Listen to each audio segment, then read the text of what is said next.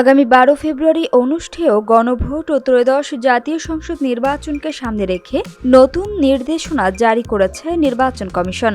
Vote গ্রহণের দিন দেশের সব ভোট কেন্দ্রকে সম্পূর্ণ ধূমপান মুক্ত এলাকা হিসেবে নিশ্চিত করার সিদ্ধান্ত নিয়েছে কমিশন। সম্প্রতি ইসি সচিবালয়ের সিনিয়র সহকারী সচিব মোহাম্মদ শহীদুল ইসলাম স্বাক্ষরিত এ সংক্রান্ত একটি চিঠি দেশের সব রিটার্নিং অফিসারকে পাঠানো হয়েছে।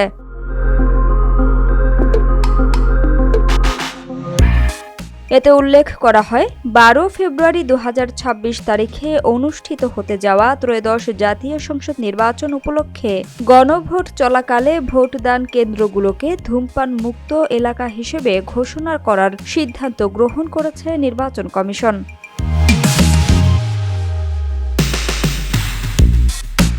নির্দেশনা অনুযায়ী বর্ণিত অবস্থায় কমিশনের উল্লিখিত সিদ্ধান্ত যথাযথভাবে বাস্তবায়নের জন্য সংশ্লিষ্টদের প্রয়োজনীয় ব্যবস্থা গ্রহণের নির্দেশক্রমে অনুরোধ জানানো হয়েছে। সুষ্ঠু ও স্বাস্থ্যকর পরিবেশে ভোটদান নিশ্চিত করতেই ইসির এই পদক্ষেপ বলে জানা গেছে।